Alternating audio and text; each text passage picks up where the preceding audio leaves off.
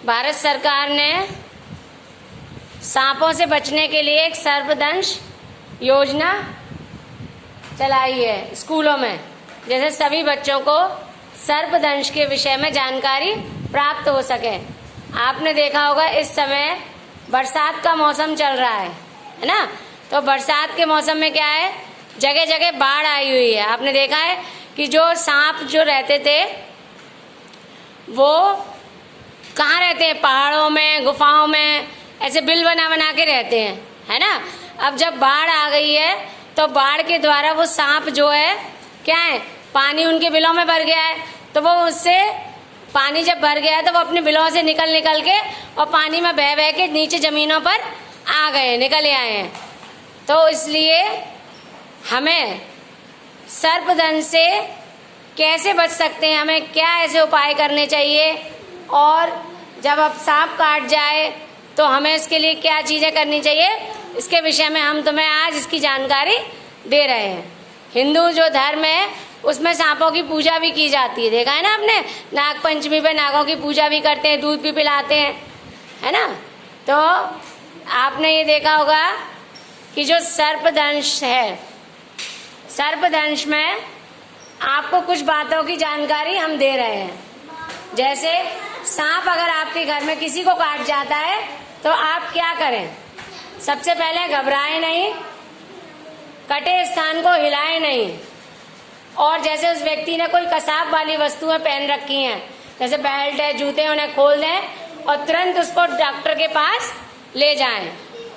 और अब है इसके बाद सांप के काटने पर क्या ना करें, ओझा तांत्रिक के पास नहीं जाएं, काटे गए स्थान पर ब्लेड या चाकू न लगाएं, और पीड़ित को सोने ना दें और ना ही उसे देर तक चलने दें, बल्कि उसे क्या करें, तुरंत हमें डॉक्टर के पास ले जाना है चिकित्सीय अवकाश के लिए, मतलब उसकी चिकित्सा कराने के लिए उसको हम ले जाएंगे डॉक्टर के पास। और हम इससे कैसे बच सकते हैं कि हमें सांप ना काटे। अभी आपने देखा कि सांप काट जाए तो उसके लिए हमें क्या करना चाहिए और क्या नहीं करना चाहिए, ये बातें हमने समझ ली।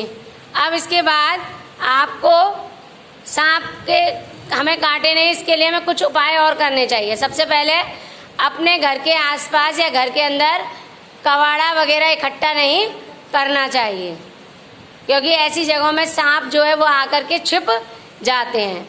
नंबर 2, पेड़ों पर जो लटकी टहनियाँ होती हैं उनको काट देना चाहिए, उन पे भी सांप लटक जाते हैं। नंबर 3, आपके घर में जो चूहे वगैरह का बिल होता है ना, जैसे बिल बने हुए होते हैं चूहे वगैरह, तो उनको बंद कर देने चाहिए, जैसे सांप उसमें छुपके ना बैठ जाएं। आपको सोते समय चारपाई, पलंग आदि का प्रयोग करना चाहिए, उस पर सोना चाहिए। मच्छर दानी, जाली आदि प्रयोग करनी चाहिए, उससे भी सांप आपको नहीं काट सकता है। उसके बाद यदि आप किसी पेड़ के नीचे जा रहे हैं, आराम कर रहे हैं, तो पेड़ के चारों तरफ जो कूड़ा है, गंदगी है, उसको हटा के देख लेना चाहिए। ऐसा नहीं हो कि वहाँ पर कहीं सांप छुप के बैठा हो, आप वहाँ पर बैठे और यहाँ हो तो वो चुपचाप से आके आपको काट जाए। उसके बाद जैसे बहुत सारे घरों के आसपास खुला स्थान होता है, जालियाँ वगैरह होती हैं, उनको बंद कर देना चाहिए, वहाँ से भी सांप आ जाते हैं। घरों की नालियाँ वगैरह उन पर जाली ढक देने चाहिए।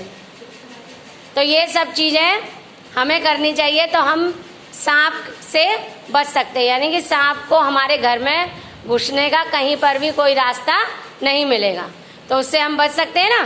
तो इन सब उपायों को करके हम सांप के काटने से बच सकते हैं। और हमने आपको बता दिया यदि सांप काट जाए तो क्या करना चाहिए और उसके बाद क्या नहीं करना चाहिए, ये सारी बातें हमने आपको बता दी हैं।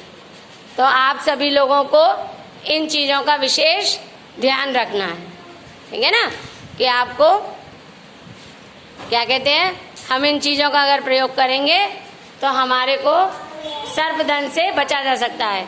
ये सरकार ने अभी एक वो निकाली है, भारत सरकार ने, कि जिससे लोगों को जागरूकता फैलाने के लिए, जैसे आपको और चीज़ों की जागरूकता, आपको जानकारी दी जाती है ना, इसी तरह से आपको सर्पदंश की भी जानकारी, क्योंकि आजकल जगह जगह सांप निकल रहे हैं, इस वजह से। सबके अच्छी तरह समझ में आ गया।